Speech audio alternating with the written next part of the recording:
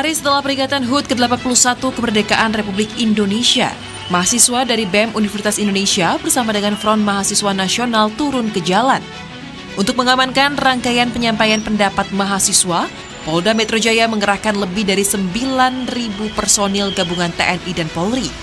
Rekayasa lalu lintas juga dilakukan di sejumlah jalan menuju ke Bundaran Hotel Indonesia. Dengan mengusung tema merebut kemerdekaan, para mahasiswa membawa 8 tuntutan utama. Adapun tuntutan ini mulai dari hentikan penjajahan negara atas rakyat sendiri, hentikan korupsi, kolusi, dan nepotisme atau KKN, hentikan pemusatan kekuasaan, pemangkasan transfer ke daerah, dan kembalikan otonomi daerah. Termasuk, tetapkan status bencana nasional untuk daerah Sumatera serta Flores. Namun perwakilan dari BEM UI, Fatima Azara, yang merupakan wakil ketua BEM UI menyebut, benang merah dari 8 tuntutan itu, yakni mahasiswa merasa negara kian hari kian semakin kuat, tetapi posisi rakyat justru sebaliknya, yakni kian melemah. Pemerintah pun merespons 8 tuntutan demo mahasiswa. Badan Komunikasi RI memastikan bahwa setiap masukan dan kritik yang disampaikan akan didengar dan mempersilahkan seluruh pihak menyampaikan aspirasi karena Indonesia adalah negara demokrasi. Tolong atur yang tadi Anda sendiri katakan dari bibir Anda bahwa Mokom itu mengganggu. Bapak Reno, tolong atur. Halo teman-teman Berita Satu, kali ini meja redaksi kembali menghadirkan sejumlah informasi yang menjadi sorotan di masyarakat. Yang menariknya adalah kali ini kita akan membahas mengenai tentang 8 tuntutan mahasiswa yang baru saja pada tanggal 18 Agustus 2026 lalu diorasikan, tepatnya di sekitaran wilayah Bundaran HI hingga menuju ke arah Duku Atas. Namun sebelum membahas hal tersebut, kami juga dari tim meja redaksi Berita Satu ingin menyampaikan turut berduka cita kepada rekan-rekan kita atau saudara-saudara kita yang terdampak bencana gempa khususnya di wilayah NTT. Dan tentunya semoga saudara-saudara kita di sana diberikan kekuatan, ketabahan, serta bisa kembali bangkit seperti sedia kala. Dan langsung saja kita akan membahas mengenai topik yang menjadi sorotan kali ini, yaitu berkaitan dengan 8 tuntutan mahasiswa. Dan bersama saya sudah bersama dengan 2 narasumber yang sudah ada di tempat kami kali ini. Di sebelah kanan saya ada Widya Astuti selaku dari researcher data1.com. Halo Widya, apa kabar? Mas Halo. Alhamdulillah sehat. Sebelah kiri saya juga ada Ilham Oktavian, satu reporter dari Berita Satu. Halo Ilham, apa kabar? Sehat, Mas Denny. Baik, oke. Baik, kita langsung saja menanyakan ke Ilham terlebih dahulu. Ilham, seperti yang kita tahu bahwa tanggal 18 kemarin atau pasca dari 17 Agustus atau Hari Kemerdekaan, kembali lagi digelar adanya aksi demo yang dilaksanakan di sekitar wilayah Bundaran HI menuju ke arah Duku Atas begitu ya, di lokasi tersebut. Dan ada 8 tuntutan mahasiswa. Nah, mungkin Ilham bisa menjelaskan, aku reporter pada yang ada di lokasi ataupun di sekitaran peliputan saat itu, seperti apa sih kondisi di sana dan apa saja yang dituntut dari 8 tuntutan itu, apa saja yang difokuskan dan alasannya kenapa? Ya, untuk aksi demonstrasi yang dilakukan oleh mahasiswa UI ya, khususnya BEM UI ya, di Bundaran HI ini kedua kalinya yang dilakukan di kawasan tersebut, karena sebelumnya juga dilakukan di kawasan tersebut juga dan dilakukan penghadangan. Nah, di yang kedua ini juga sama, ada penghadangan juga karena pihak kepolisian merasa bahwa Bundaran HI ini bukan merupakan aksi unjuk rasa ya, karena merupakan pusat ekonomi dan juga simbol transportasi begitu. Pada waktu itu demonya sama seperti yang pertama, sekitar siang ke sore begitu, dan sama juga mahasiswa juga dihadang di sekitar gedung UOB kalau tidak salah. Di situ, dan akhirnya mahasiswa dan polisi akhirnya saling berhadapan-hadapan di sekitar gedung tersebut, dan akhirnya mahasiswa maupun kepolisian tidak mencapai di kawasan benar-benar di Bundaran HI. Untuk tuntutannya sendiri mungkin kurang lebih sama ya dengan demo yang dilakukan sebelumnya. Setidaknya ada program-program pemerintah yang dikritisi, juga ada juga yang berkaitan dengan gempa bumi yang kemarin ya terjadi di NTT. Para mahasiswa menginginkan agar pemerintah menetapkan status bencana begitu. Tapi yang menarik kan ini, tadi dilakukan penghadangan karena berdasarkan dari keterangan dari tadi kata polisi bahwa itu adalah merupakan pusat ekonomi. Tapi kebiasaannya kan kalau misalnya melakukan aksi demo itu sudah dilakukan surat perizinan. Apakah ada informasi sebenarnya dari mahasiswa ini apakah sudah memberikan atau sudah mengajukan surat perizinan untuk melakukan aksi orasi tersebut di Bundaran HI atau seperti apa, Ilham? Ketika meliput di sana gitu, dapat informasi dari teman-teman di sana. Kebetulan kan saya pernah ngepost di kepolisian ya. Di situ biasanya untuk alur demonstrasi itu biasanya mahasiswa mengajukan surat perizinan demo ke kepolisian, ditujukan tuh jumlahnya berapa dan titiknya mana. Nah biasanya kalau kepolisian tidak menyetujui begitu, mereka akhirnya mengarahkan begitu untuk dipindah ke lokasi yang diinginkan oleh polisi. Nah kemarin juga sama seperti demo yang sebelumnya, kepolisian menginginkan demo dipindahkan saja ke gedung DPR MPR, bukan di Bundaran HI. Oke. Alasan dari mahasiswa itu melakukan aksi di wilayah Bundaran HI itu kenapa? Mengapa kan biasanya suka ada di DPR, yang sering-sering terjadi di DPR, ataupun biasanya sering terjadi juga di depan istana dan sebagainya. Mengapa yang dipilih atau lokasi adalah Bundaran HI? Ada informasi dari lapangan seperti apa? Nah itu menarik juga ya karena biasanya tuh mahasiswa tuh melakukan aksi demonstrasi tuh kalau nggak di DPR MPR ya patung kuda, 2 titik itu saja ya. Kemarin tuh dilakukan di Bundaran HI karena mahasiswa merasa bahwa di Bundaran HI itu mereka mendapatkan ambience-nya tuh untuk menarik masyarakat tuh lebih dapat daripada di kawasan DPR maupun kawasan patung kuda yang selama ini mereka kurang tersorot. Kalau di kawasan Bundaran HI, mereka merasa bahwa di situ kan pusat ekonomi dan merupakan jalan utama ya, Jalan Sudirman Tamrin itu. Akhirnya mau nggak mau, kalau dialihkan jalan atau sebagainya itu sulit. Akhirnya mahasiswa melakukan demo di situ biar mahasiswa bertemu dengan masyarakat umum gitu ya. Akhirnya dapat tuh yang mereka suarakan juga efek-efeknya begitu. Oke. Berarti artinya di Bundaran HI itu supaya lebih terpantau oleh masyarakat dan isu ini lebih terangkat begitu mungkin ya seperti itu. Nah baik, kita akan menanyakan langsung juga kepada Mbak Widya selaku researcher Data 1. Nah ini yang menarik kan, kita ada 8 tuntutan yang dibahas ataupun yang diorasikan oleh sejumlah mahasiswa. Nah, dari 8 tuntutan itu sebenarnya apa sih yang istilahnya menjadi di highlight yang masyarakat aware gitu? Karena kan tadi kita mengenal bahwa ini di Bundaran HI dilakukan supaya semua isu-isu itu nanti jadinya terangkat dan sebagainya. Nah, itu perhatian dari perhatian masyarakat. gitu ya. Nah, seperti itu. Nah, ini dari Data 1 melihatnya seperti apa? Sebenarnya tadi aku juga menarik banget yang disampaikan sama Mas Ilham.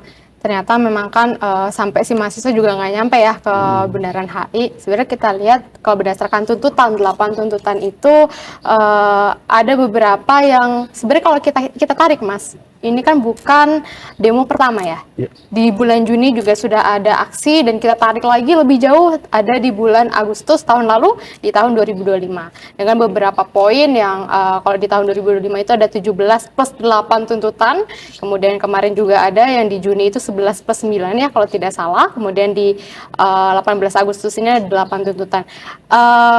Dari yang kami pantau sebenarnya ada memang yang paling di highlight adalah di Agustus ini terutama Mas, itu mahasiswa lebih meng-highlight program dari pemerintah ya terutama yang memang berdampak langsung ke masyarakat, terutama PSN ya, MBG, Kopdes, kemudian ada korupsi, KKN ya, itu udah ditaruh di poin kedua sama mahasiswa, hentikan korupsi, kolusi dan nepotisme. Kemudian satu lagi adalah terkait evaluasi dari PSN itu sendiri gitu. Itu yang kami lihat karena memang ada beberapa, kalau kami lihat ya Mas, ada beberapa poin-poin yang mahasiswa ini menyerukan karena dari pihak pemerintah juga belum ada, mungkin menurut perspektif mahasiswanya belum ada sampai memenuhi dari tuntutan mereka. Makanya kemarin juga mereka terjun ke tempat yang gimana nih kita dapat perhatian lebih banyak sehingga masyarakat bisa aware dengan tuntutan kami secara keseluruhan. Seperti itu sih kami melihatnya. Tapi memang kalau dari wilayah Bundaran HI itu bisa mendapatkan partisipan publik itu istilahnya kalau misalnya melakukan aksi di situ? Nah, kalau misalnya mungkin kita bisa tarik secara data gitu. Menariknya saat kami monitor data dari sosial media gitu ya, ada beberapa tools yang kami gunakan di demo kemarin di minggu lalu itu beberapa ada mention keyword ya, keyword kalau misalnya Bundaran HI salah satu keyword yang di-mention paling banyak gitu. Nah, ini kan membuktikan dengan mention-mention ini masyarakat bisa lebih aware dan tahu nih tuntutannya seperti apa kayak gitu. Oke, nah selain itu juga dari Mbak Widya tadi sempat menyebutkan bahwa Bundaran HI ini kan masyarakat bisa lebih aware dan sebagainya. Nah, kalau kita lagi berkaca secara data, Ya. ini kan koreksi jika saya salah gitu ya. Ini apakah kalau kita melihat kan ini sudah yang ke sekian kalinya. Nah, apakah pola-pola yang dilakukan berdasarkan data riset data satu sendiri melihat apakah dengan pola orasi di Bundaran HI ini adalah merupakan yang pertama atau memang dari sebelum-sebelumnya juga sebenarnya pernah dilakukan atau seperti apa? Kalau untuk pola lokasi itu kan sebenarnya kalau untuk demo terutama yang kita spesifik terkait dari mahasiswa ini ya menyuarakan beberapa tuntutannya masih sama gitu. Kayaknya pola di Bundaran HI ini kalau dari penglihatan kami itu baru di kemarin Juni ya. Mulai ada kayaknya kita ke HI aja nih ke HI gitu ya dari data yang kami lihat gitu kan baru di sekitar Juni dan Agustus ini sih Mas gitu. Kalau kita lihat di tahun lalu itu kan berbeda ya, tahun lalu itu terpusat di depan gedung DPR MPR gitu. Oke, baik, kita kembali lagi ke Ilham. Kita tadi lihat juga bahwa ya ini pola baru yang melakukan demo di Bundaran HI. Nah, ini ada beberapa isu-isu yang menarik lagi di antara itu. Dalam proses demo ini ternyata ada drama-drama begitu ya Ham ya, yang terjadi pada saat aksi yang dilakukan pada tanggal 18 itu. Ada isu-isu yang beredar bahwa katanya ketika melakukan orasi di sana, respon dari pemerintah mengatakan bahwa semua tuntutan didengarkan dan sebagainya. Artinya, apakah memang seperti itu yang terjadi di sana ataupun dari respon pemerintah yang ketika Ilham meliput di lokasi-lokasi tersebut atau seperti apa? Kalau khusus untuk yang demo kemarin ya, yang di Bundaran HI itu untuk pemerintah sendiri belum ada perwakilannya. Tapi kalau untuk sebelumnya di DPR MPR itu biasanya ada perwakilan dari parlemen untuk menemui mahasiswa, habis itu diajak ke dalam diskusi dan tuntutannya itu biasanya langsung ditampung begitu. Walaupun dalam perjalanannya beberapa tuntutan itu masih belum terrealisasikan ya. Terrealisasikan. Oke, memang kalau untuk yang kedua juga kita melihat bahwa ada isu-isu lain lagi yang seperti katakan bahwa misalnya tadi soal pengamanan dan sebagainya di lokasi situ. Ada yang mengatakan bahwa jumlah personil dari pihak aparat dibandingkan dengan mahasiswa ini malah lebih besar dibandingkan mahasiswa. Apakah benar seperti itu? Ya kalau dari reporter sendiri kan bisa melihat demonstrasi itu dari dua sisi ya, dari kepolisian dan juga demonstran. Nah kalau dari kepolisian itu biasanya mereka tuh seperti yang saya bilang tadi, mereka kalau ada izin demo di titik ini dilakukan berapa orang, biasanya tuh kepolisian tuh langsung menyusupkan orang-orangnya begitu. Makanya jumlah dari personel kepolisian yang mengamankan itu sekitar 1 kalau enggak 2 kali dari jumlah demonstran. Itu mungkin 1 tahun yang lalu ya sebelum ada demo Agustus. Kalau sekarang jumlahnya bisa 3-4 kali lipat dari jumlah demonstran itu. Jadi kalau yang ditanyakan jumlah pengamanan mungkin lebih banyak dari demonstran, mungkin ya. Berarti artinya apa yang beredar di media sosial itu benar atau seperti apa? Iya, kemungkinan seperti itu karena biasanya tuh kepolisian tuh sudah menakar ya jumlah personel yang mengamankan dengan jumlah peserta aksi itu udah diukur tuh biasanya 1-2 kali lah kalau yang dulu ya sebelum ada kerusuhannya Agustus itu. Nah untuk sekarang jumlahnya bisa 3 kali sampai 4 kali lipat dari jumlah demonstran. Oke. Nah kita tadi juga sempat berbincang dengan Ilham juga terkait dengan ini. Kita ke Mbak Widya lagi, Mbak Widya berbicara dengan media sosial tadi kan. Pastinya tentunya dengan begitu ada demo, respon dari masyarakat baik di media sosial dan sebagainya itu sangat tinggi juga nih. Kalau dari demo yang terjadi pada 8 tuntutan mahasiswa yang pada tanggal 18 itu seperti apa dari respon dari media sosial tadi berdasarkan data? Nah, untuk dari sosial media itu kami coba tarik data dari sekitar ya 14 hari sampai 21 hari terakhir. Memang tren terkait demo mahasiswa ini cukup masif. Mentionnya mungkin kita bisa bilang reach-nya yang biasanya cuma di 1 juta tiba-tiba naik ke 6 jutaan. Itu dari tools yang kami gunakan seperti itu. Kemudian nggak cuma dari sosial media ya Mas, kami juga pantau dari Google Trend. Ternyata menariknya adalah mungkin kita mengira adalah tren pencarian demo mungkin 1 minggu terakhir karena yang terjadi kemarin di tanggal 18. Ternyata kita tarik dalam 2 bulan itu trennya masih terus masif dari sejak Juni 2026 hingga Agustus sekarang. Berarti semakin Iya, betul. Jadi semakin masif secara data ya gitu. Kalau terkait dengan yang menarik lagi kan dari ini kan beberapa kali kita lihat bahwa dari secara data ini dari media sosial juga tinggi juga dan begitu pula respon dari pemerintah juga baik di media sosial seperti apa? Nah untuk Karena kan respon, pasti untuk ada kantornya juga. iya, mungkin lebih ke respon dari pemerintah itu respon lebih ke tuntutan ya. Kalau secara resmi kami lihat tuntutannya itu dari beberapa tuntutan memang kami menilai, bukan menilai ya, melihat dari data-data yang kami kumpulkan ternyata memang belum ada pergerakan yang bisa menjawab tuntutan itu. Jadi sejauh ini responnya memang belum bisa dikategorikan ke dalam tuntutan yang sudah direalisasikan. Gitu. Jadi hanya kalau di Juni kemarin hanya dari respon ya Mas ya, dari salah satu anggota DPR gitu. Oke. Baik, kita kembali lagi ke Ilham lagi. Ham, kita lihat lagi juga berapa jika kita melihat lagi Ham yang terjadi saat demo pada 18 Agustus kemarin juga, bahwa ini ada yang menarik lagi, bahwa ada beberapa lagi statement yang mengatakan dari pihak universitas dan sebagainya mengatakan bahwa sampaikan aspirasi ataupun sampaikan tuntutan berdasarkan data. Begitu. Nah, dari Ilham ketika di lapangan melihatnya seperti apa? Apakah data-data itu sudah tersampaikan dengan baik ketika saat demo itu, atau malah menjadi sumir ataupun terdistrak dengan beberapa hal-hal yang notabene itu bukan tuntutan yang menjadi tuntutan 8 tuntutan itu, atau seperti apa? Kalau pola demo itu dari zaman dulu sampai sekarang tuh rasanya sama ya. Jadi untuk biasanya kalau aksi unjuk rasa tuh dari siang sampai sore tuh biasanya dibacakan tuh semua tuntutan, semua data. Tapi setelah sore sampai malam tuh yang biasanya nggak terkontrol. Nah kalau pertanyaan soal data tadi mungkin tersampaikan ya disampaikan oleh mahasiswa sendiri. Tapi untuk yang di luar itu biasanya tuh terjadi setelahnya. Entah itu ada yang menunggangi atau siapa, itu biasanya yang datang di sore sampai sepertiga malam gitu. Dan polisi juga kabarnya sudah mengamankan beberapa pihak-pihak yang diduga perusuh dan senjata tajam. Seperti itu? Kalau berdasarkan... Iya, kalau untuk pengamanan senjata dan sebagainya itu sampai 2 kali ya, kalau nggak salah ya, sebelumnya di Bundaran HI juga, polisi juga mengamankan, kalau nggak salah ada bom molotov juga malahan. Dan kemarin juga sama, polisi juga mengamankan senjata juga.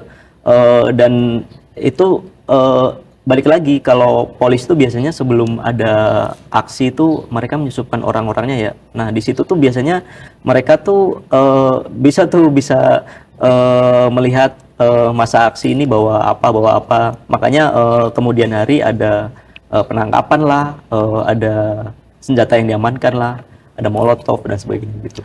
Nah, kalau dari berdasarkan liputan Ilham tersebut, orang-orang ini sebenarnya apakah memang benar dari mahasiswa atau dari luar mahasiswa sih Ham sebenarnya? Perusuh-perusuh itu, dan apakah emang ada, ya kita tahu lah kalau kita berbicara di media sosial itu banyak ada, diduga ada yang menunggangi lah, ada apa dan sebagainya. Apakah seperti itu ditemukan di lapangan? Kalau dari demo dari siang sampai sore maksimal jam 5 lah, itu pasti mahasiswa ya, karena mereka pakai baju almet dan kelihatan banget mahasiswa. Tapi setelah dari sore ke maghrib itu kan mereka masih bertahan tuh. Nah mereka bertahan tuh nunggu dibubarin. Nah yang nunggu dibubarin tuh biasanya yang datang dari orang-orang di luar lah. Orang-orang di luar bisa anak STM, orang-orang yang di luar mahasiswa itu biasanya datang, mereka tuh nunggu dibubarin dan nunggu bentrok dengan aparat ya. Makanya di kasus-kasus kejadian demonstrasi selalu kalau bentrokan tuh pasti terjadinya di antara sore sampai malam. Karena masanya tuh udah switch. Oke, tujuannya apa itu biasanya untuk itu? Apakah memang sesuai dengan yang tadi kita bilang? Apakah ini dengan supaya tuntutan ini terpenuhi atau malah memang sengaja untuk memecah belah atau seperti apa? Biasanya Wah, kalau tujuannya ada macam-macam informasinya. ya. Karena biasanya tujuannya mereka tuh kalau misalkan di DPR ya, yang kita lihat tuh kalau sore sampai malam tuh udah mulai apa goyang-goyangin pagar tuh biasanya tujuannya mereka masuk dan menduduki gedung DPR ya, itu dari dulu.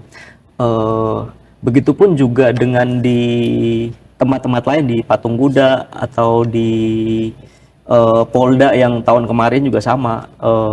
Mereka tuh kalau udah sore sampai malam tuh tujuannya tuh agak apa ya, kabur ya kalau misalkan dari tuntutannya yang awal. Biasanya mereka langsung lempar-lemparan lah begitu kasarnya. Oke. Baik, Mbak Widya, kita coba lagi untuk aturan tata tertibnya sebenarnya seperti apa sih Mbak Widya? Karena kan kita lihat bahwa pola ini harusnya kan jam 5 udah selesai, demo itu seperti apa, izinnya seperti apa, tapi kan ternyata masih banyak orang-orang yang bahasa kasarnya tadi seperti diceritakan Ilham, polanya itu dari siang ke sore itu benar, tapi biasanya ketika sudah Sore mau ke menyampaikan malam. ke akhir itu sudah mulai ramai istilahnya, itu mulai terjadi sedikit gesekan dan sebagainya. Mungkin bisa diceritakan detailnya seperti apa? Mungkin untuk sebenarnya kan demo itu diperbolehkan ya di negara kita. Sudah ada undang-undang juga yang mengatur gitu. Kalau misalnya kita lihat berdasarkan peraturan Pergub DKI Jakarta nomor 25 ya kalau nggak salah, ya nomor 25 tahun 2016, jam yang ditentukan itu sebenarnya dari jam 6 pagi sampai ke jam 6 sore. Di atas itu sebenarnya sudah harusnya memang sudah tidak diizinkan ya. Itu secara resmi seperti itu, dan beberapa lokasi juga yang diizinkan di Jakarta itu ada Parkir Timur Senayan, kemudian alun-alun Demokrasi, dan sisi barat Laut Monas ada pergantian sedikit ya, perubahan peraturan gubernur. Kemudian ya itu, jadi ada sebenarnya untuk waktu ya sudah ditentukan ya dari jam 6 pagi sampai jam 6 sore. Jadi kalau misalnya di atas jam 6 malam, jam 6 ke atas ya, dari sore ke malam itu ya itu bisa dipertanyakan sih harusnya gitu. Secara tata tertib kan harusnya seperti itu gitu sebagai mahasiswa gitu.